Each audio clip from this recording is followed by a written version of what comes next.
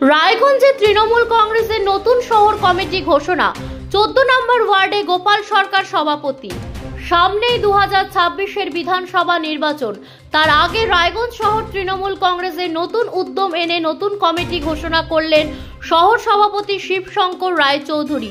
শহর ও ওয়ার্ড কমিটিতে স্থান পেয়েছেন বেশ কিছু নতুন মুখ। রায়গঞ্জ শহরের 14 নম্বর ওয়ার্ডের সভাপতির দায়িত্ব পেলেন গোপাল সরকার, যিনি দীর্ঘদিন ধরে তৃণমূল কংগ্রেসের সাথে যুক্ত। দায়িত্ব পেয়ে তিনি মুখ্যমন্ত্রী মমতা ব্যানার্জি, সর্বভারতীয় সাধারণ সম্পাদক অভিষেক বন্দ্যোপাধ্যায় এবং রায়গঞ্জের বিধায়ক কৃষ্ণ কল্যাণীকে ধন্যবাদ জানান।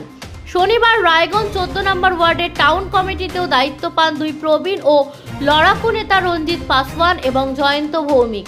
নবনিযুক্ত নেতৃত্বকে ওয়ার্ডবাসীর পক্ষ থেকে উত্তরীয়, ফুলের তোড়া এবং মিষ্টিমুখ করিয়ে সম্বর্ধনা জানানো হয় সেন্ট্রাল মার্কেট সংলগ্ন দলীয় কার্যালয়ে। অনুষ্ঠানে উপস্থিত ছিলেন টাউন মহিলা সহসভাপতি অনিতা সিংহা লাল। সব মিলিয়ে নতুন দায়িত্বপ্রাপ্তদের হাতে সংগঠনের পতাকা তুলে দিয়ে 14 নম্বর ওয়ার্ডে নতুন উদ্যমে নির্বাচনী প্রস্তুতির সূচনা হলো। উপস্থিত ছিলেন ওয়ার্ডের সকল নেতৃত্ব ও সাধারণ মানুষ।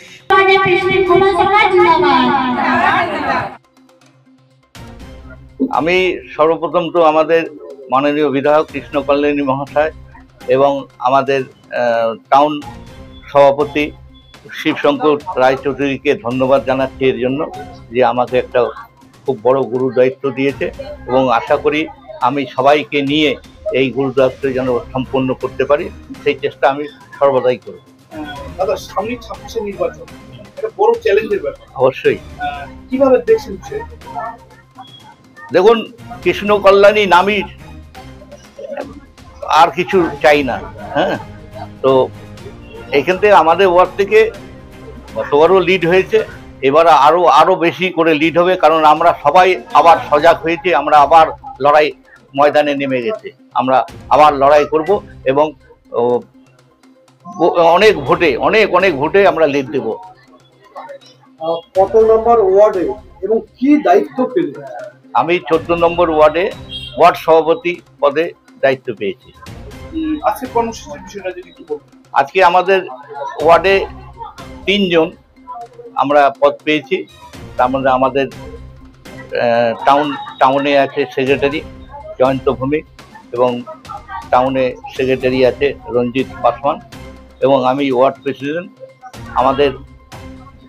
আমাদের সহকর্মী আমাদের সাথে সবসময় অনিতা সিনহা লাল, হ্যাঁ, উনি আমাদের এই সম্বর্ধনার ব্যবস্থা করেছে, তার জন্য ওনাকেও আমরা ধন্যবাদ জানাই।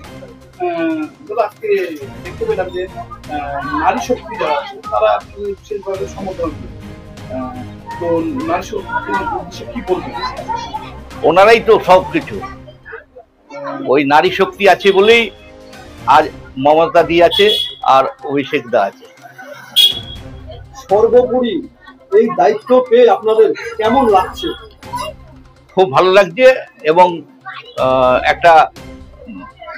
একটা যে আছে এনার্জি এসে গেছে, আমাদের কাজ করার এনার্জি, হ্যাঁ, সেইটা আমরা করব।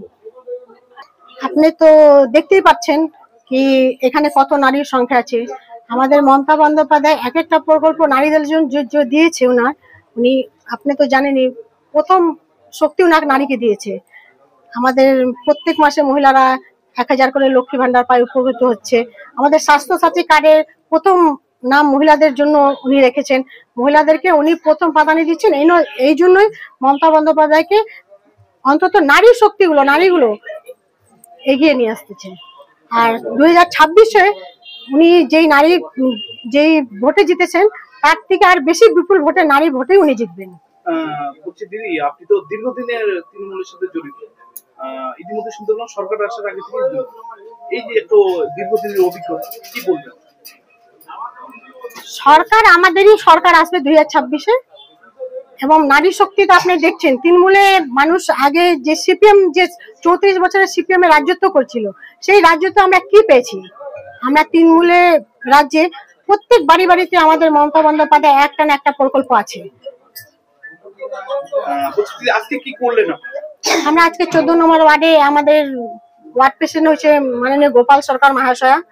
আমাদের টাউনে নবনিযুক্ত যে সেক্রেটারি হয়েছেন জয়ন্ত ভৌমিক এবং রঞ্জিত পাসওয়ান, ওনাকে আমরা 14 নম্বর ওয়ার্ডে মহিলা কমিটি বা মাদার কমিটি থেকে আমরা ওনাকে সবাইকে সম্বর্ধনা দিলাম। বলছি দিদি 26-এর নির্বাচন সামনে, এই মহিলাদের নিয়ে আপনারা কি কি কর্মসূচি করবেন ভাবছেন?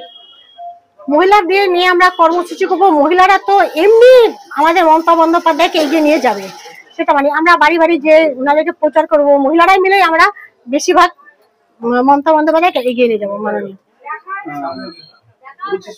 আপনি নাম আর কি দায়িত্বে আছেন? আমি আছি, আমার নাম হল অনিতা সিনহালাল, আমি দায়িত্ব আছে টাউন ভাইস প্রেসিডেন্ট, মহিলা ভাইস প্রেসিডেন্ট। এখন আপনিও রিপোর্টার, আপনার এলাকার যে কোনো খবর পাঠান এই নম্বরগুলোতে।